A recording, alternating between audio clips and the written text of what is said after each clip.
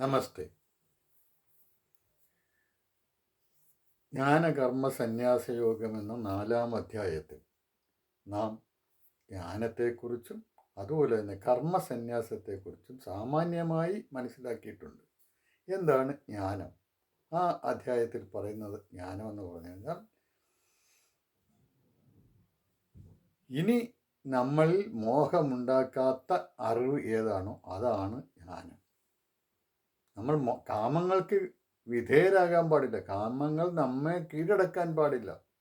അങ്ങനെ ഉള്ള ഒരു ശക്തി, അങ്ങനെയുള്ള ഒരു കഴിവ് നമുക്ക് പ്രദാനം ചെയ്യുന്ന അറിവാണ് ജ്ഞാനം എന്ന് പറയുന്നത്.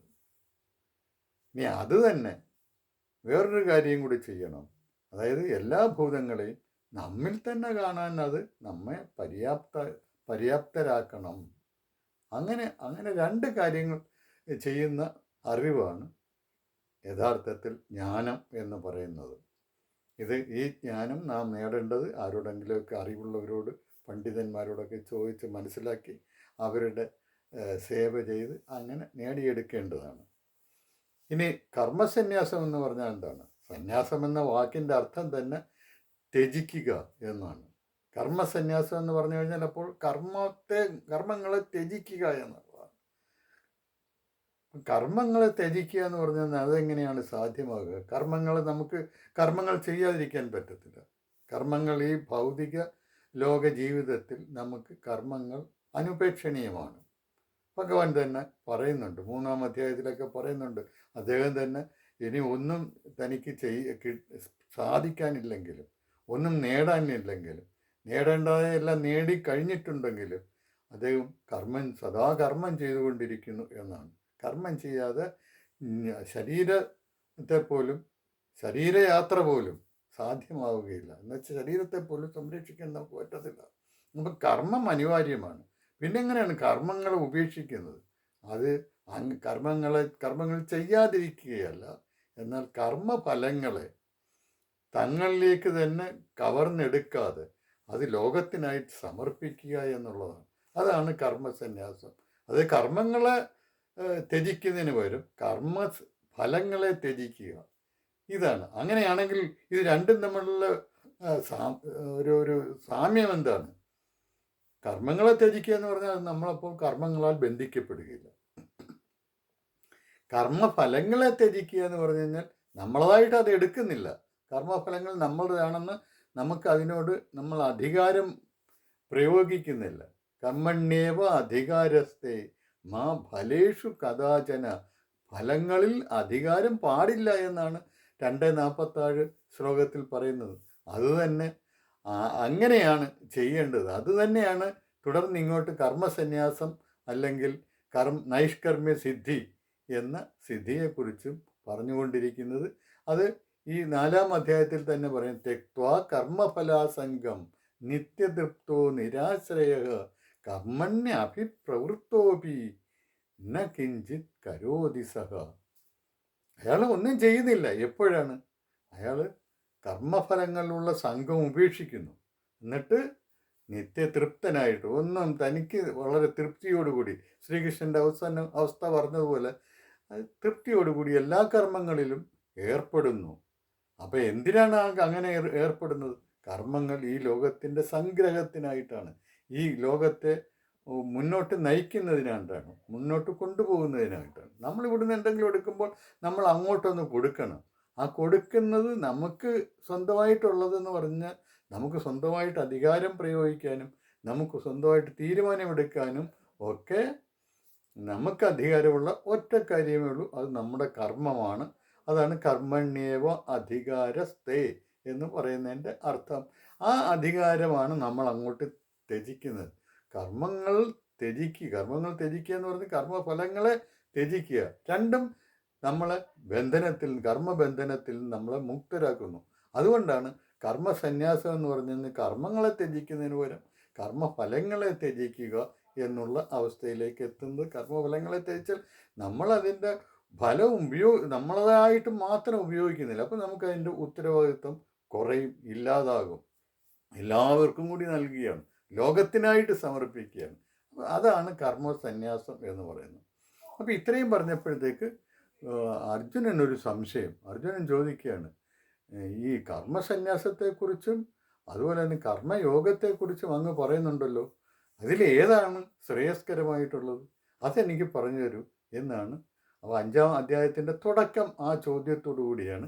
5-ാം അധ്യായം കർമ്മസന്യാസത്തെക്കുറിച്ച് കൂടുതൽ വിശദീകരിക്കുന്ന അധ്യായമാണ്. കൂടുതലെന്ന് വെച്ചാൽ അർജുനൻ്റെ സംശയത്തെ നീക്കുന്നതിന് വേണ്ടിയുള്ള വിശദീകരണങ്ങൾ അവിടെ നൽകുന്നു. അതുകൊണ്ട് അത് കർമ്മസന്യാസം എന്ന് തന്നെയാണ് ആ അധ്യായത്തിന് പേരിട്ടിരിക്കുന്നത്. 29 ശ്ലോകങ്ങളാണ് അതിലുള്ളത്. അപ്പോൾ അർജുനൻ്റെ ചോദ്യം ഇങ്ങനെയാണ്: സന്യാസം കർമ്മണാം കൃഷ്ണ പുനർയോഗം ച ശംസസി യശ്രേയ ഏതയോരേകം തന്മേ ബ്രൂഹി സുനിശ്ചിതം. ഈ രണ്ടിൽ ഒന്ന് ഏതാണ് ശ്രേയസ്കരമായിട്ടുള്ള ഒന്ന്? ആ ഒന്നിനെക്കുറിച്ച് എനിക്ക് പറഞ്ഞു തരൂ കൃഷ്ണ. അപ്പം കൃഷ്ണൻ ഉടൻ തന്നെ പറയുന്നു. അപ്പം ഇതിനകത്ത് അർജുനനൊരു ചെറിയ സന്ദേഹമുണ്ടെന്ന്. കർമ്മസന്യാസം എന്നൊക്കെ അന്ന് ഉപേക്ഷിക്കുകയല്ലേ, അങ്ങനെ ഉപേക്ഷിക്കലല്ല എന്നുള്ള ഒരു മുന്നറിയിപ്പോടുകൂടി, അങ്ങനെ ഒരു മുന്നറിയിപ്പ് നൽകുന്ന രീതിയിൽ ഉത്തരത്തെ രൂപപ്പെടുത്തിയാണ് കൃഷ്ണൻ പറയുന്നത്. സന്യാസവും കർമ്മയോഗവും ഒക്കെ രണ്ടും കൊള്ളാം, നല്ല കാര്യങ്ങളാണ്. പക്ഷെ സന്യാസത്തെക്കാൾ കർമ്മയോഗമാണ് ഏറ്റവും ഫലപ്രദമായിട്ട്, ഏറ്റവും ശ്രേയസ്കരമായിട്ടുള്ളത്. എന്താണ് അങ്ങനെയുള്ളത്? സന്യാസം, കർമ്മം ചെയ്യണ്ട എന്നൊരു അവസ്ഥ നീ വിചാരിക്കുന്നത് പോലെ വന്നു കഴിഞ്ഞാൽ പോലും, കർമ്മങ്ങളെ ഉപേക്ഷിക്കുകയാണെങ്കിൽ പോലും നിനക്ക് കർമ്മം ചെയ്യേണ്ടി വരും. നീ കർമ്മം ചെയ്യണം. അങ്ങനെയാണെങ്കിൽ ആ കർമ്മം ചെയ്യുന്നതിനുള്ള ഏറ്റവും ഉത്തമമായ മാർഗം കർമ്മയോഗമാണ്. അതായത് കർമ്മയോഗം എന്ന് പറഞ്ഞാൽ എന്താണ്? സംഘമില്ലാതെ, ഫലങ്ങളിൽ കാമമില്ലാതെ, അധികാരമില്ലാതെ കർമ്മം ചെയ്യുക. അതിൻ്റെ ഫലം ഈ ലോകത്തിനായിട്ട് സമർപ്പിക്കുക. അല്ലെ, തൻ്റെ സ്വാർത്ഥ ബുദ്ധിയല്ല കർമ്മത്തെ നയിക്കേണ്ടത്, കർമ്മത്തെ പ്രചോദിപ്പിക്കേണ്ടത് സ്വാർത്ഥ ബുദ്ധി അല്ല എന്നുള്ള ഉപദേശമാണ് ആദ്യം മുതൽ നൽകുന്നതും ഇവിടെയും അത് തന്നെയാണ് സൂചിപ്പിക്കുന്നത്. എന്നിട്ട് അടുത്ത ശ്ലോകത്തിൽ ഉടൻ തന്നെ കൃഷ്ണൻ പറയുകയാണ്, സന്യാസം എന്ന് പറഞ്ഞു കഴിഞ്ഞാൽ ഇങ്ങനെ ഉപേക്ഷിക്കലല്ല. എന്താണ്? ദ്വന്ദ്വങ്ങൾ ഇല്ലാതാക്കുക, ദ്വന്ദ്വ അവസ്ഥ ഇല്ലാതാക്കുക, ദ്വേഷിക്കുകയോ കാക്ഷിക്കുകയോ ചെയ്യാതിരിക്കുക എന്നുള്ളതാണ്. അതാണ് സന്യാസ കർമ്മയോഗച്ച നിശ്രേയസകരാ ഉഭൗ തയോസ്തു കർമ്മസന്യാസാത് കർമ്മയോഗോ വിശിഷ്യതേ എന്ന് ആദ്യം രണ്ടും കൊള്ളാവുന്നതാണ്. എന്നാൽ കർമ്മയോഗമാണ് വിശേഷപ്പെട്ടത്. അത് ഞാൻ ഈ പറഞ്ഞ കാരണങ്ങളാണ്. എന്നിട്ട് പറയുന്നു, നീ ഇതറിയുക. എന്താണ്? നിത്യസന്യാസി യോ ന ദ്വേഷ്ടി ന കാംക്ഷതി. സന്യാസി എന്ന് പറയുന്നത്, നിത്യസന്യാസി എന്ന് പറയുന്നത്, സന്യാസി എന്ന് പറയുന്നത് ദ്വേഷിക്കാത്തവനും കാംക്ഷിക്കാത്തവനുമാണ്. അതായത് കാമങ്ങൾക്ക് കീഴ്പ്പെടാത്തവനാണ് അവൻ. അതുകൊണ്ട് തന്നെ അവൻ ദ്വേഷിക്കുകയില്ല. കാമങ്ങൾക്ക് കീഴ്പ്പെടുമ്പോൾ ആ കാമം അത് ലഭിച്ചില്ലെങ്കിൽ ദ്വേഷം, ക്രോധവും ദേഷ്യവും എല്ലാം വരും. അപ്പം അതാണ് അങ്ങനെയുള്ളവൻ, കാമങ്ങൾക്ക് കീഴ്പ്പെടാത്തവൻ, കാക്ഷിക്കാത്തവൻ, അവനാണ് നിത്യസന്യാസി. കാക്ഷിക്കുകയോ അതുപോലെ തന്നെ ദ്വേഷിക്കുകയോ ചെയ്യാത്തവൻ, കാമക്രോധങ്ങൾക്ക് വിധേയനാകാത്തവൻ, അവനാണ് സന്യാസി. അല്ലാതെ എല്ലാം കർമ്മങ്ങൾ മൊത്തം ഉപേക്ഷിച്ച് നടക്കുന്നവനല്ല എന്ന് വ്യക്തമാക്കിയാണ് കൃഷ്ണൻ അവിടെ ചെയ്യുന്നത്. അങ്ങനെ ദ്വന്ദ്വ അതീതനായിട്ട് വർത്തിക്കുന്നവൻ, ആ ദ്വന്ദ്വ അതീത അവസ്ഥയിലെത്തുന്നവൻ തീർച്ചയായിട്ടും ബ്രഹ്മത്തെ പ്രാപിക്കും. കാരണം ബ്രഹ്മം എന്ന് പറഞ്ഞു കഴിഞ്ഞാൽ ദ്വന്ദ്വാതീതമായിട്ടുള്ള ഒരവസ്ഥയാണ്, അങ്ങോട്ടും ഇങ്ങോട്ടും ഇല്ലാത്ത ഒരവസ്ഥയാണ്. ഇനി കൃഷ്ണൻ പറഞ്ഞു കൊടുക്കുന്നു, സാഖ്യം യോഗം അങ്ങനെ രണ്ടെണ്ണമാണല്ലോ നീ പഠിച്ചത്. ജ്ഞാനത്തിൽ കൂടിയും യോഗത്തിൽ കൂടിയും കർമ്മസന്യാസത്തിലെത്താം. അതുകൊണ്ട് തന്നെ സാഖ്യവും യോഗവും രണ്ടല്ല, ഒന്ന് തന്നെയാണെന്ന് നമുക്ക് പറയാം. എന്ന് വെച്ചാൽ അതിൻ്റെ ഫലപ്രാപ്തിയിൽ അതേ ഈ നൽകുന്ന ഫലം രണ്ടും ഒരേ ഫലം തന്നെയാണ് നൽകുന്നത്. അതുകൊണ്ട് രണ്ടും ഒന്ന് തന്നെയാണെന്ന് നമുക്ക് പറയാം. ഇനി കർമ്മസന്യാസം നേടണമെന്നുണ്ടെങ്കിൽ വേറെയും മാർഗങ്ങളുണ്ട്. ഇതിപ്പോൾ നമ്മൾ പറഞ്ഞു, തെക്വാ കർമ്മഫലാസംഗം നിത്യതൃപ്തോ നിരാശ്രയ എന്ന് 4-ാം അധ്യായത്തിൽ പറയും. ഇവിടെ പറയുന്നു ബ്രഹ്മണ്യാധായ കർമാണി സംഘം തെക്വാ കരോതി യഹ ലിപ്യതേന സ പാപേന പത്മപത്രമിവ അംബസ. അതായത് ഒരുവൻ എല്ലാ ബ്രഹ്മത്തിൽ എല്ലാം അർപ്പിച്ചുകൊണ്ട്, കർമ്മങ്ങളെല്ലാം ബ്രഹ്മത്തിൽ അർപ്പിച്ചുകൊണ്ട്, അതായത് തൻ്റേതല്ല കർമ്മം, ബ്രഹ്മത്തിൻ്റെ കർമ്മമാണിത്, ഞാനത് ചെയ്യുന്നു, ഒരു ഏജൻ്റായിട്ട് നിന്ന് ചെയ്യുന്നു എന്നുള്ളതേ ഉള്ളൂ എന്നൊരർത്ഥത്തിലാണ് ബ്രഹ്മണ്യാധായ കർമാണി. അത് നീ ആ രീതിയിൽ ചെയ്യണം. നീ ബ്രഹ്മത്തിൽ സമർപ്പിച്ചുകൊണ്ട് കർമ്മങ്ങൾ ചെയ്യുക. അങ്ങനെ ചെയ്യുകയാണെങ്കിൽ അവൻ കർമ്മഫലങ്ങളാൽ ബന്ധിക്കപ്പെടുന്നില്ല. അത് താമരയിലയിൽ വെള്ളം പറ്റാത്തതുപോലെ അവൻ അങ്ങനെ ബന്ധിക്കപ്പെടുന്നില്ല എന്നുള്ളതാണ് ഇവിടെ. അത് 5:10 പറയുന്നത്. ബ്രഹ്മണ്യാധായ കർമാണി സംഘം ത്യക്ത്വാ കരോതി യഃ ലിപ്യതേന സ പാപേന പത്മപത്രമിവ അംബസ.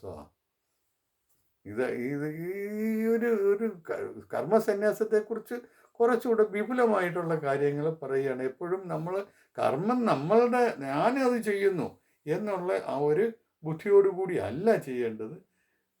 ഇത് ബ്രഹ്മത്തിൽ അർപ്പിച്ചു, ബ്രഹ്മത്തിൻ്റെ അനിവാര്യതയായ കർമ്മമാണ്. ബ്രഹ്മം തന്നെ ഈ പ്രപഞ്ചമായിട്ട് വികസിച്ച് നിൽക്കുന്നത്. അത് ഉപനിഷത്തുകളും ഒക്കെ അങ്ങനെ തന്നെയാണ് നമ്മളെ പഠിപ്പിച്ചിട്ടുള്ളത്. ബ്രഹ്മം തന്നെയാണ് ഈ വികസിച്ച് മഹാപ്രപഞ്ചമായിട്ട് നിൽക്കുന്നത്. അപ്പോൾ അതിൻ്റെ ഈ പ്രപഞ്ചമായിട്ട്, ഭൗതിക പ്രപഞ്ചമായിട്ട് നിൽക്കുമ്പോൾ ഒരു അനിവാര്യ ഘടകമാണ് കർമ്മം എന്ന് പറയുന്നത്. അത് നമ്മൾ അതിൽ ജീവിക്കുന്നിടത്തോളം കാലം നമ്മളത് ചെയ്യാൻ ബാധ്യസ്ഥരാണ്. ആ രീതിയിൽ ബ്രഹ്മത്തിൻ്റെ കർമ്മമാണെന്നുള്ളത് ആ മനോഭാവത്തിൽ ഒരു ഒരു ഒരു മാറ്റം വരുത്തിയാൽ, ഞാനല്ല ചെയ്യുന്നത്, ബ്രഹ്മത്തിൻ്റെ കർമ്മം ഞാനൊരു ഏജൻ്റായിട്ട് ചെയ്യുന്നു. ബ്രഹ്മത്തിൻ്റെ നിലനിൽപ്പിന് വേണ്ടി ഈ കർമ്മത്തിൻ്റെ യജ്ഞത്തിലാണ് പ്രതിഷ്ഠിതം. ബ്രഹ്മത്തിൻ്റെ നിലനിൽപ്പെന്ന് പറയുന്നത്, ഈ പ്രപഞ്ചത്തിൻ്റെ നിലനിൽപ്പെന്ന് പറയുന്നത് യജ്ഞത്തിലാണെന്ന് നാം 3-ാം അധ്യായത്തിൽ പഠിച്ചിട്ടുള്ളതാണ്. അത് തന്നെ ഇവിടെ പറയാണ് അതുകൊണ്ട് ബ്രഹ്മണ്യാധായ കർമാണി, ബ്രഹ്മത്തിൽ സമർപ്പിച്ചുകൊണ്ട്, അർപ്പിച്ചുകൊണ്ട് എല്ലാ കർമ്മങ്ങളും നീ ചെയ്യുക. ഇനി ബ്രഹ്മത്തിൽ അർപ്പിക്കുക എന്ന് പറഞ്ഞാൽ അപ്പം നിൻ്റെ അല്ല കർമ്മം. ആ ഒരു മനോഭാവമാണ് നിനക്ക് വേണ്ടതെന്നാണ് പറയുന്നത്. നിൻ്റെതല്ലെങ്കിൽ പിന്നെ ആരുടെയാണ്? അങ്ങനെ നിനക്കായിട്ടൊരു കർമ്മമൊന്നും ആരും ഈശ്വരൻ വിധിച്ച് തന്നിട്ടില്ല. ആർക്കും ഈ കർമ്മം നിൻ്റെതാണ്, നീ അത് ചെയ്യണം, അതുകൊണ്ട് നിൻ്റെ സ്വധർമ്മം ഇതാണെന്നും പറഞ്ഞൊന്നും ആരും നടക്കേണ്ട കാര്യമില്ല. കാരണം എന്ന് പറഞ്ഞാൽ സ്വധർമ്മം എന്ന് പറഞ്ഞു കഴിഞ്ഞാൽ ഓരോരോ സന്ദർഭത്തിൽ ഒരുവൻ ചെയ്യേണ്ടതായി വന്നുകൂടുന്ന, സ്വാഭാവികമായി വന്ന് ഭവിക്കുന്ന കർത്തവ്യമാണ് അവൻ്റെ കർമ്മം, സ്വധർമ്മം എന്ന് പറയുന്നത്. അല്ലാതെ ജന്മനാ തന്നെ അവൻ്റെ സ്വധർമ്മം വിധിച്ച് ഇങ്ങോട്ട് വിടുന്നതല്ല. കുറേ ആൾക്കാർ ഇങ്ങനെ ക്ഷത്രിയനാണ് എന്നും പറഞ്ഞിട്ട് ആരെയും ഉണ്ടാക്കി വിടുന്നില്ല. അവൻ്റെ അവിടെ പ്രകൃതിയോടുകൂടി പ്രകൃതിയിൽ സംഭവിക്കുന്നത് എന്താണെന്ന് വെച്ച് കഴിഞ്ഞാൽ, ഒരുവന് ചില ജന്മം കൊണ്ട് ചില ത്രിഗുണങ്ങളുടെ ഒരു പ്രത്യേക അനുവാദത്തിലാണ് ത്രിഗുണങ്ങൾ അവന് കിട്ടിയിരിക്കുന്നത്.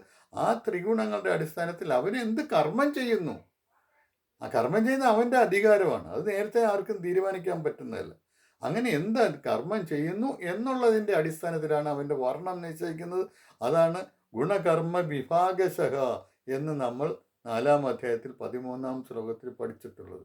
ചാതുർവർണ്ണ്യം മയാ സൃഷ്ടം ഗുണകർമ്മ വിഭാഗശഃ. ഗുണകർമ്മങ്ങളുടെ അടിസ്ഥാനത്തിലാണ്, ഗുണങ്ങളുടെ അടിസ്ഥാനത്തിൽ ഒരുത്തൻ ചെയ്യുന്ന കർമ്മങ്ങളുടെ വിഭാഗത്താലാണ് ഈ ഇത് വർണ്ണവിഭജനം നടത്തിയിട്ടുള്ളത്. അപ്പം നിനക്ക് പ്രത്യേകിച്ച് ഇങ്ങനെ നിന്നെ ഒരു പ്രത്യേക വർണ്ണത്തിലാക്കി ഇങ്ങോട്ട് വിട്ടിരിക്കുന്നില്ല. അതുപോലെ തന്നെ നിനക്ക് പ്രത്യേകം കർമ്മങ്ങൾ മുൻകൂട്ടി നിശ്ചയിച്ച് തന്നിട്ടുമില്ല.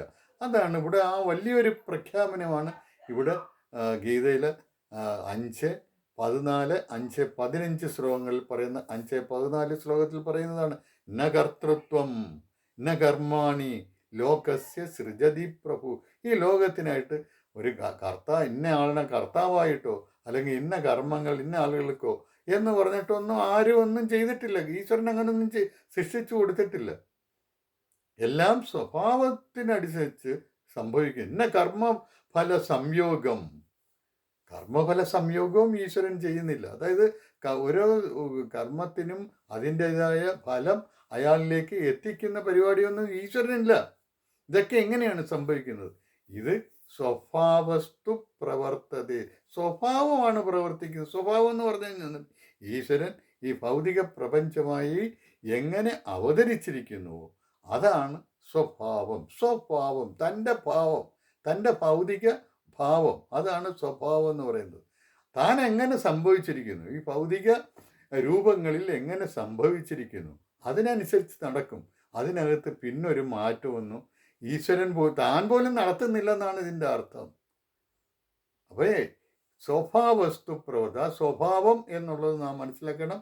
സ്വഭാവം എന്ന് പറഞ്ഞാൽ തൻ്റെ ഭാവം, താൻ എങ്ങനെയാണോ ഇവിടെ ഭവിച്ചിരിക്കുന്നത് അതനുസരിച്ചാണ് എല്ലാ കാര്യങ്ങളും ഇവിടെ നടക്കുന്നത്. കർമ്മങ്ങളായാലും കർത്തൃത്വമായാലും കർമ്മഫലങ്ങളായാലും ഈ സ്വഭാവം അനുസരിച്ച് ഇവിടെ വ്യവസ്ഥ ചെയ്തിട്ടുണ്ട്. ഈ പ്രകൃതിയിൽ തന്നെ വ്യവസ്ഥ ചെയ്തിട്ടുണ്ട്. ഇതിനപ്പുറത്തേക്കൊന്നും എങ്ങും പോകേണ്ട കാര്യമില്ല. കർമ്മഫലം കൊടുക്കാനായിട്ട് നിങ്ങൾ ചത്തി ചെല്ലുമ്പോൾ അവിടെ ചെന്ന് മോക്ഷം വേണോ, മോക്ഷം അവൻ അങ്ങോട്ട് സ്വർഗത്തോട്ട് പോട്ടെ, അല്ലെങ്കിൽ ഇവൻ ചെയ്ത കുറ്റങ്ങൾക്ക് ഇവൻ നരകത്തിലോട്ട് പോട്ടെ, അവിടെ കിടന്ന് നരയിക്കട്ടെ എന്നൊന്നും ഈ ഭൗതിക ലോകത്ത് ചെയ്ത പ്രവൃത്തികളുടെ വിലയിരുത്തൽ അല്ലെങ്കിൽ ഫലങ്ങൾ ഇവിടെ തന്നെ അനുഭവിക്കും. അതിനുള്ള വ്യവസ്ഥ ഇവിടെ ചെയ്തിട്ടുണ്ട്. ഇവിടെ തന്നെ അനുഭവിച്ചിട്ടേ പോവുകയുള്ളൂ. അല്ലാതെ വേറെ എവിടെയെങ്കിലും ചെന്ന് അനുഭവിക്കുകയല്ല ചെയ്യുന്നത്. അതിനായിട്ട് പ്രത്യേകം ഈശ്വരൻ ഇതെല്ലാം കഴിഞ്ഞ് ഒരു അന്ത്യദിനത്തിൽ എല്ലാവരെയും വിളിച്ച് നിർത്തി ഇങ്ങനെ ഓരോരുത്തർക്കും കൊടുക്കുക എന്ന് പറഞ്ഞാൽ ഇതൊക്കെ എങ്ങനെ നടക്കാനാണ് ഒന്നാമത്തെ കാര്യം. പിന്നെ ഈ ശരീരമില്ലാത്ത ഒരവസ്ഥയിൽ ഇവനെ ഇതെങ്ങനെയാണ് അനുഭവിക്കുന്നത്? ശരീരം പോയി കഴിഞ്ഞാൽ ഇവൻ പിന്നെ ഓർക്കുമോ ഇവൻ്റെ ഇന്ന കാര്യത്തിനാണ് ഇവൻ ശിക്ഷിക്കപ്പെടുന്നത് എന്നുള്ളത്? ഇതൊക്കെ അസാധ്യമായിട്ടുള്ള കാര്യങ്ങളാണ്. അപ്പം ഇവിടെ ശ്രീകൃഷ്ണൻ അർജുനനോട് അത് വളരെ ഖണ്ഡിതമായിട്ടുള്ള വാക്കുകൾ പറയുകയാണ്. അങ്ങനെയൊന്നുമില്ല, ആർക്കും ഞാൻ ഇന്ന കർമ്മങ്ങളുടെ കർത്താവായിട്ടോ അല്ലെങ്കിൽ ചില കർമ്മങ്ങൾ ചില ആളുകൾക്കായിട്ടോ ഞാനൊന്നും അങ്ങനെയൊന്നും വിധിച്ചിട്ടില്ല. കർമ്മഫലം ഞാൻ എത്തിച്ചു കൊടുക്കുന്നതുമില്ല. എല്ലാം ഈ ഭൗതിക ലോകത്തിൻ്റെ സ്വഭാവം അനുസരിച്ച് രീതികളനുസരിച്ച് നടക്കും. അല്ലാതെ ഇതിനകത്ത് ഞാൻ പ്രത്യേകിച്ചൊരു ഇടപെടൽ നടത്തുന്നില്ല എന്ന് പറഞ്ഞു കഴിഞ്ഞാൽ ഞങ്ങളെ രക്ഷിച്ചോണേ, ഞങ്ങൾക്ക് ഇന്ന ഫലം തരണേ എന്നൊക്കെ പറഞ്ഞു കഴിഞ്ഞാൽ ഒന്നും നടക്കുന്ന കാര്യമല്ല. ഈശ്വരൻ അതൊന്നും അല്ല പണി. നമ്മൾ ഈശ്വരനാകുക എന്നുള്ളതാണ്. അപ്പം നമ്മൾ ഈശ്വരനായി കഴിഞ്ഞാൽ നമ്മൾക്ക് എന്ത് ചെയ്യാൻ പറ്റും? നമ്മുടെ ശരീരത്തിൻ്റെ പരിമിതികൾ അനുസരിച്ച് നമുക്ക് എന്തെങ്കിലും കാര്യങ്ങൾ പ്രവർത്തിക്കാൻ പറ്റത്തുള്ളൂ. ആ പരിമിതികൾ എന്താണ്? അതാണ് സ്വഭാവം. ആ സ്വഭാവത്തിനനുസരിച്ച് ഏത് ഈശ്വരനായാലും ഏത് മനുഷ്യൻ എന്ന് പറഞ്ഞാൽ അവന് തന്നെ ഈശ്വരനായി തീരും. അതാണ് ബ്രഹ്മത്തിൽ അവൻ എത്തിച്ചേരും. ദ്വന്ദ്വാതീതനായി കഴിഞ്ഞാൽ അവൻ ബ്രഹ്മസ്ഥനായി തീർന്നു. അങ്ങനെയുള്ളവനാണ് അവൻ. പക്ഷേ എല്ലാ കാര്യങ്ങളും അങ്ങനെ സാധിക്കാൻ ഈ ഭൗതിക പ്രപഞ്ചത്തിൻ്റെ നിയമങ്ങൾ അനുസരിച്ചുള്ള കാര്യങ്ങളെ അവനും ചെയ്യാൻ പറ്റുകയുള്ളൂ. അല്ലാതെ എല്ലാം അങ്ങ് സാധിച്ചു കളയാനൊന്നും പറ്റത്തില്ല. ഇപ്പം ഈശ്വരൻ നമ്മൾ ഞാൻ പലപ്പോഴും പറഞ്ഞിട്ടുള്ളതാണ്, വലിയ ശക്തിയുള്ള ഈശ്വരനാണ് അല്ലെങ്കിൽ ദേവിയാണ്. ഇവിടെ വന്ന് വിളിച്ചാൽ വിളിപ്പുറത്താണ്, അതുപോലെ എന്ത് ആവശ്യപ്പെട്ടാലും സാധിച്ചു വരുമെന്നൊക്കെ പറഞ്ഞു കഴിഞ്ഞാൽ ഒരു കല്ല് കൊണ്ടുവച്ചിട്ട് അല്ലെങ്കിൽ ഒരു ഇഷ്ടിക കൊണ്ടുവച്ചിട്ട് ഇത് സ്വർണ്ണമാക്കി തരണം എന്ന് പറഞ്ഞ് എത്ര വലിയ ഭക്തിയോടുകൂടി എത്ര കേണ് അപേക്ഷിച്ചാലും നടക്കത്തില്ല. എന്നുവെച്ചാൽ അതാണ് സ്വഭാവസ്തു പ്രവർത്തതേ ന കർത്തൃത്വം ന കർമാണി ലോകസ്യ സൃജതി പ്രഭു ന കർമ്മഫല സംയോഗം സ്വഭാവസ്തു പ്രവർത്തതേ. ഇനി അടുത്തത് അതിനേക്കാൾ വലിയൊരു പ്രഖ്യാപനം വരികയാണ്. ന ആദത്തെ കസ്യചിത് പാപം. അത് അടുത്തത് 5:15 ന ആദത്തെ കസ്യചിത് പാപം ന ചൈവ സുഹൃതം വിഭു അജ്ഞാനേന ആവൃതം ജ്ഞാനം തേന മുഖ്യന്തി ജന്തവക. ജന്തുക്കളും ഒരു മോഹത്തിൽ പെട്ടിരിക്കുകയാണ്. അവരുടെ അജ്ഞാനം കൊണ്ട് അവരുടെ ജ്ഞാനം മറയ്ക്കപ്പെട്ടിരിക്കുകയാണ്. അതുകൊണ്ട് അവർ മോഹത്തിൽപ്പെട്ടിരിക്കുന്നു. എന്താണ് അവരുടെ മോഹം? അതായത് ദൈവം, ഞാൻ ഒരു പാപം ചെയ്തു കഴിഞ്ഞാൽ ദൈവം അങ്ങ് സ്വീകരിച്ചോളൂ. ദൈവം അതുപോലെ തന്നെ പുണ്യം ചെയ്തു കഴിഞ്ഞാൽ ദൈവം അത് സ്വീകരിച്ച് എനിക്ക് വേണ്ട റിവാർഡ് തരും. പാപം ചെയ്തു കഴിഞ്ഞാൽ എന്നോട് അത് പുറത്ത് എനിക്ക് വേണ്ട സങ്കട നിവൃത്തി വരുത്തും. ഇങ്ങനെയൊക്കെ ചിന്തിക്കുന്നതെന്ന് പറഞ്ഞു കഴിഞ്ഞാൽ അതൊന്നും ആരും ഇവിടെ ചെയ്യുന്നില്ല. ഞാനത് പാപവും പുണ്യവും ഒന്നും ആരുടെയും ഞാൻ ഏറ്റുവാങ്ങുന്നില്ല എന്നാണ് കൃഷ്ണൻ ഇവിടെ പറയുന്നത്. അതായത് എന്തുകൊണ്ടാണ് അങ്ങനെ സംഭവിക്കുന്നത്? കാരണം എന്താ, കർമ്മം ചെയ്യുക എന്നുള്ളത് അവനവൻ്റെ ഉത്തരവാദിത്വമാണ്. ഒരുത്തൻ കർമ്മം ചെയ്തിട്ട് എവിടെങ്കിലും പോയി താണ് വീണ് കേണപേക്ഷിച്ച് അതിൻ്റെ പാപങ്ങളെല്ലാം തീർന്നു പോവോ? ഇല്ല, അങ്ങനെ തീർന്നു പോകത്തില്ല. അപ്പം അവൻ അനുഭവിച്ചേ തീരൂ. സ്വഭാവസ്തു പ്രവർത്തത, അതാണ് ഇവിടുത്തെ ഏറ്റവും വലിയ ഒരു നിയമം. ഈ പ്രപഞ്ചത്തിലെ, ഈ ഭൗതിക ലോകത്തിലെ വ്യവസ്ഥകൾക്കനുസരിച്ച് അത് വ്യവസ്ഥ ചെയ്യപ്പെട്ടിട്ടുണ്ട്. ആദ്യം തന്നെ അത് വ്യവസ്ഥ ചെയ്യപ്പെട്ടിരിക്കുകയാണ്. ആർക്കും അതിനെ ഒന്നും തിരുത്തി കളയാൻ പറ്റത്തില്ല. ഓക്സിജനും ഹൈഡ്രജനും നിശ്ചിത അനുപാതത്തിൽ യോജിച്ചാലേ വെള്ളം ഉണ്ടാവൂ. അത് ആർക്കും തിരുത്താൻ പറ്റുന്നതല്ല. 108 മൂലകങ്ങളുണ്ട്. അതിനെ മാറ്റിമറിക്കാൻ ആർക്കും സാധ്യമല്ല. ഇത് തന്നെ സ്വഭാവം. ആ സ്വഭാവത്തിനനുസരിച്ച് എന്തിവിടെ സംഭവിക്കുകയുള്ളൂ. അല്ലാതെ പുണ്യം ചെയ്തു കഴിഞ്ഞാൽ ഉടനെ എനിക്ക് ദൈവത്തിൻ്റെ ഭാഗത്തുനിന്ന് ഇത് എന്തെങ്കിലും ആനുകൂല്യങ്ങൾ കിട്ടുമോ? അങ്ങനൊന്നുമല്ല. അത് ആ നിന്റെ പ്രവൃത്തി ഈ ലോകത്തിൻ്റെ നന്മയ്ക്ക് ഉതകുമെന്നുണ്ടെങ്കിൽ നിനക്ക് അതിൻ്റെതായ ഗുണം ഇവിടെ നിന്ന് കിട്ടും, ഈ ലോകത്തിൽ നിന്ന് തന്നെ കിട്ടും. അതിനുള്ള വ്യവസ്ഥ ഇവിടെ ചെയ്തിട്ടുണ്ട്. അത് നീ മനസ്സിലാക്കണം. അതാണ് നിനക്ക് കിട്ടേണ്ട ജ്ഞാനമെന്ന് പറയുന്നത്. അല്ലാതെ എനിക്ക് എൻ്റെ പാപം ഈശ്വരൻ പൊറുക്കും, എൻ്റെ പുണ്യം ഈശ്വരൻ മനസ്സിലാക്കി എനിക്ക് റിവാർഡ് തരും എന്നൊക്കെ വിചാരിക്കുന്ന അജ്ഞാനമാണ്. അത് മാറ്റണം. ആ അജ്ഞാനത്തെ കളഞ്ഞിട്ട് ജ്ഞാനം കൊണ്ട് നീ സ്വയം തെളിയണം എന്നുള്ളതാണ് ഇവിടെ പറയുന്നത്. നിന്നിൽ ഈ അജ്ഞാനം മാറ്റിക്കഴിഞ്ഞാൽ നിന്നിൽ ജ്ഞാനം സ്വയം തെളിയും. അങ്ങനെ വരുമ്പോൾ നിനക്ക് എന്താണ് പറ്റുന്നത്? നീ സമബുദ്ധി നിനക്കുണ്ടാകും. ആ സമബുദ്ധി, അതായത് ഒന്നിലും എല്ലാത്തിലും കാണുന്നത് ഈശ്വരനെ തന്നെയാണ്. ഈശ്വരനെ തന്നെ കാണാൻ നീ പ്രാപ്തനാകും. ഈ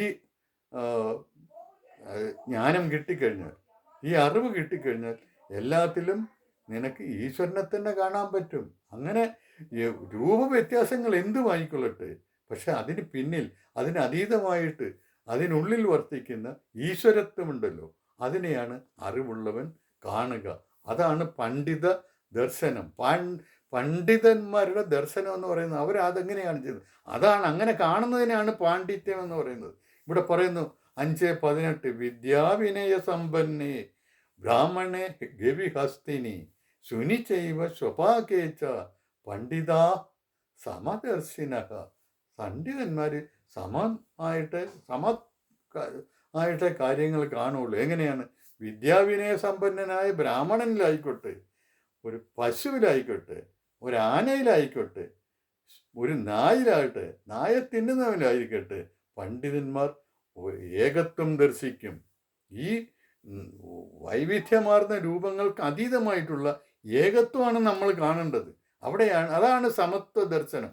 അല്ലാതെ രൂപങ്ങളിൽ ഒരിക്കലും സമത്വം ആർക്കും പറ്റുകയില്ല. ഒരാൾ മറ്റൊരാളിൽ നിന്ന് വളരെ വ്യത്യസ്തനായിരിക്കും. സ്വന്തം ഒരു അച്ഛൻ്റെ അമ്മയുടെയും മക്കൾ തന്നെ ഒന്നിനൊന്ന് എത്ര വ്യത്യസ്തമായിരിക്കുന്നു. കാരണം എന്ന് പറഞ്ഞാൽ ഒരു വലിയ ഒരു അറിവിൻ്റെ അല്ലെങ്കിൽ സാധ്യതകളുടെ വലിയൊരു കേന്ദ്രത്തിൽ നിന്നാണ് ഈ ഓരോ ജീവിയും ഓരോ മനുഷ്യനും ഉണ്ടായി വരുന്നത്. അപ്പം അതിനകത്തുനിന്ന് എല്ലാം ഒരാളിൽ നിറയ്ക്കാൻ പറ്റത്തില്ല. എന്നു വെച്ചാൽ ശരീരം, അതിൻ്റെ പരിമിതമായ ശരീരത്തിനുള്ളിൽ എല്ലാ ക്വാളിറ്റീസും, നിലവിലുള്ള വലിയൊരു ഭണ്ഡാകാരത്തിലുള്ള എല്ലാ ക്വാളിറ്റീസും എടുത്ത് അവന് നിറയ്ക്കാൻ പറ്റത്തില്ല. ചിലതൊക്കെ അതിനകത്ത് തെളിഞ്ഞു നിൽക്കും, ബാക്കിയുള്ളതെല്ലാം അവിടെ ഗുപ്തമായിട്ട് വർത്തിക്കും. അപ്പോൾ അതുകൊണ്ട് എല്ലാവരും, ഒരാളും മറ്റൊരാളിൽ നിന്ന് സമമാകുന്നില്ല. ഏത് ഈ ഭൗതിക രൂപങ്ങളിലോ ഭൗതിക ഗുണങ്ങളിലോ ഒരിക്കലും സമത്വമില്ല. അതിനപ്പുറം അഭൗതികമായിട്ടുള്ള ഇതിനെയെല്ലാം നിലനിർത്തുന്ന ചൈതന്യത്തെ കാണുകയാണെങ്കിൽ നിനക്ക് സമത്വം കാണാൻ പറ്റും. എല്ലാവരിലും സമത്വം കാണാൻ പറ്റും. അവിടെ ഏറ്റവും ആന്തരികമായിട്ടുള്ള ആ സ്വത്വത്തിൽ മാത്രമേ സമത്വം നമുക്ക് കാണാൻ പറ്റൂ. അങ്ങനെ സമത്വം കണ്ടു കഴിഞ്ഞാൽ നീ ബ്രഹ്മത്തെ പ്രാപിക്കും. കാരണം എന്ന് പറഞ്ഞാൽ ബ്രഹ്മം തന്നെ ഈ നിർദോഷവും സമവുമായിട്ടുള്ള അവസ്ഥയാണ് ബ്രഹ്മം എന്ന് പറയുന്നത്. അപ്പോൾ നീ ബ്രഹ്മത്തെ പ്രാപിക്കണമെന്നുണ്ടെങ്കിൽ നിനക്ക് ഈ സമത്വ ദർശനം നിനക്കുണ്ടാകണം. മനസ്സിലാക്കിക്കൊള്ളണം. അതായത് ഈ ഭാരതീയൻ്റെ സമത്വ ദർശനം എന്താണ്, അല്ലെങ്കിൽ പാണ്ഡിത്യം എന്ന് പറഞ്ഞു കഴിഞ്ഞാൽ ഈ സമത്വ ദർശനം എല്ലാവരിലും കാണുന്നതാണ്, ഉണ്ടാവുന്നതാണ്. ഏത് രൂപവ്യത്യാസങ്ങൾ ഏതായാലും നാനാത്വത്തിൽ ഏകത്വമാണ് ഭാരതീയൻ്റെ ദർശനമെന്ന് പറയുന്നത്. അത് നിങ്ങൾ കേട്ടിട്ടുണ്ടാവും, നാനാത്വത്തിൽ ഏകത്വം. അത് ഇതാണ്. ആ ഏകത്വം പറയുന്ന ഭൗതിക അതീതമായിട്ടുള്ള അവസ്ഥയിലാണ് ഈ ഏകത്വം ഉണ്ടാവുക. അല്ലാതെ ഭൗതികമായ അവസ്ഥയിൽ ഏകത്വം ഇല്ല. അത് നമ്മൾ മനസ്സിലാക്കണം. സമത്വം സമത്വം എന്ന് പറഞ്ഞ് ഇവിടെ ഒരുപാട് ബഹളങ്ങൾ നടക്കുന്നുണ്ട്. ഈ ഭൗതികമായിട്ടുള്ള രൂപങ്ങളിലോ ഗുണങ്ങളിലോ സ്വഭാവവിശേഷങ്ങളിലോ ഒന്നും ആരും മറ്റൊരാളിന് സമനല്ല എന്ന് നാം മനസ്സിലാക്കണം. ഓരോരുത്തരുടെ പ്രൊഫഷൻ തന്നെ എടുത്താൽ, ഓരോരുത്തരുടെ കഴിവുകൾ തന്നെ എടുത്താൽ ഒരിക്കലും ഒരാൾ മറ്റൊരാൾക്ക് തുല്യനല്ല. അങ്ങനെ തുല്യത ആർക്കും കൊടുക്കാനും പറ്റത്തില്ല. ഒരു കോളേജിലെ പ്രൊഫസർക്കും അതുപോലെ തന്നെ ഇവിടെ മണ്ണിൽ മമ്മട്ടി എടുത്ത് വെട്ടുന്ന ഒരാൾക്കും ഒരേ സ്ഥാനം ആരും കൊടുക്കാൻ പറ്റത്തില്ല. അവരുടെ കഴിവുകൾ വ്യത്യസ്തമായിട്ടുള്ളതാണ്. പക്ഷെ കൊടുക്കാൻ പറ്റുന്ന ഒരു തലത്തിലേക്ക് നമുക്ക് ഉയരാൻ പറ്റും. അതേതാണ്? ഈ ഭൗതിക അതീതമായിട്ടുള്ള തലം. അതാണ് നമ്മൾ ആ തലത്തിലേക്ക് നമ്മൾ പോകണം. അവിടെയാണ് സമത്വ ദർശനം. അല്ലാതെ ഭൗതികമായിട്ടുള്ള ഒരു തലത്തിൽ സമത്വ ദർശനമില്ല. അങ്ങനെ സമത്വ ദർശനം വന്നു കഴിഞ്ഞാൽ ബ്രഹ്മപ്രാപ്തനായി കഴിഞ്ഞാൽ അവൻ്റെ ഒരു ഗുണം എന്ന് പറഞ്ഞു കഴിഞ്ഞാൽ നേരത്തെ പറഞ്ഞാണ് ഇപ്പം ന കാംക്ഷതി ന ദ്വേഷ്ടി, അതാണ് സന്യാസി എന്ന് പറയുന്നത്. അതുതന്നെ, അതായത് പ്രിയപ്പെട്ടത് സംഭവിച്ചു കഴിഞ്ഞാൽ അതിൽ വലിയ അത്യാഹ്ലാദം പ്രകടിപ്പിക്കുകയോ അതുപോലെ തന്നെ അപ്രിയമായി സംഭവിച്ചു കഴിഞ്ഞാൽ അത് സങ്കടത്തിൽ വീണുപോവുകയോ ചെയ്യാത്തൊരവസ്ഥയിലെത്തും. അതാണ് വേണ്ടത് നമുക്ക്. അങ്ങനെയാണെങ്കിൽ നമുക്ക് നിത്യമായ ആനന്ദത്തോടുകൂടി സ്ഥിരമായ ഒരു മനസ്സോടുകൂടി നമുക്ക് ഇരിക്കാൻ പറ്റും. ന പ്രഹൃഷ്യേത് പ്രിയം പ്രാപ്യ, ഹർഷിക്കുന്നില്ല. പ്രിയം കിട്ടിക്കഴിഞ്ഞാൽ ഹർഷിക്കുന്നില്ല. നോ ഉദ്വിജേത് പ്രാപ്യ ചാപ്രിയം, ഉദ്വേഗം ഉണ്ടാകുന്നില്ല. അപ്രിയം വന്നു കഴിഞ്ഞാൽ ഉദ്വേഗം ഉണ്ടാകുന്നില്ല. സ്ഥിരബുദ്ധിർ അസമ്മൂഢോ ബ്രഹ്മവിത് ബ്രഹ്മണി സ്ഥിത, അങ്ങനെയുള്ള വിത്തായിട്ടുള്ള ആളുകൾ ബ്രഹ്മത്തിൽ തന്നെ വർത്തിക്കും. ഇനി ഈ ഒരു അവസ്ഥ അല്ലെ ആർക്കും വേണമെങ്കിൽ നേടാം. എങ്ങനെ, എന്ത് ചെയ്യണം? അവൻ ഈ ശരീരത്തെ വിടുന്നതിന് മുമ്പ് തന്നെ അവൻ ഒരവസ്ഥയിൽ എത്തേണ്ടതുണ്ട്. അതായത് ഈ കാമങ്ങളും അത്തജന്യമായ ക്രോധവും ഉണ്ടാക്കുന്ന ആവേഗത്തിൽ പെട്ടുപോകാതിരുന്നാൽ മതി. അതാണ് ഇവിടെ 5:23 പറഞ്ഞത്. ശക്നോതീഹ യസോടും പ്രാങ് ശരീരവിമോക്ഷണാത്, ശരീരവിമോക്ഷണത്തിന് മുമ്പ്, അതായത് ശരീരം പോകുന്നതിന് മുമ്പ് ഇതിന് ശക്തനായാൽ, അതേതിനാണ്? കാമക്രോധോദ്ഭവം വേഗം, കാമക്രോധങ്ങൾ ഉണ്ടാക്കുന്ന ആവേഗത്തെ അതിജീവിക്കാൻ ഒരാൾ ശക്തനായാൽ അവനാണ് യോഗിയായിട്ടുള്ളത്. അവനാണ് സുഖം, നിത്യമായ സുഖം നേടുന്നവന് അവരാണ്. അതാണ് ഈ 5:23 പറയുന്നത്. അപ്പോൾ എല്ലാവരും അത് ഒരു പ്രത്യേക ശ്രദ്ധ അവിടെ വേണം. കാരണം എന്ന് പറഞ്ഞാൽ ഇത് മരിച്ചു കഴിഞ്ഞിട്ട് കിട്ടുന്ന ഒരവസ്ഥയല്ല. ഇവിടെ തന്നെ ഗീത പറയുകയാണ്, നിങ്ങൾക്ക് ഇവിടെ തന്നെ നിങ്ങൾക്ക് ഈ കാമക്രോധോദ്ഭവമായിട്ടുള്ള ആവേഗത്തെ നിയന്ത്രിക്കാൻ പറ്റുന്നു, ത്യജിക്കാൻ പറ്റുന്നു. അങ്ങനെയാണെങ്കിൽ നിനക്ക് ആനന്ദം കിട്ടും. അങ്ങനെയാണ് ആനന്ദം നേടേണ്ടത്. അതായത് ശീലത്തെ, ദ്വന്ദ്ങ്ങൾക്ക് വിധേയമാകുന്ന അവസ്ഥയെ അതിനെ അതിജീവിക്കാൻ നിനക്ക് കഴിയണം. അങ്ങനെയാണെങ്കിൽ നിനക്ക് അമരത്വം ലഭിക്കുമെന്ന് 2:15 ശ്ലോകത്തിൽ നാം കണ്ടതാണ്. അതായത് എന്താണ് അതിൻ്റെ 2:15?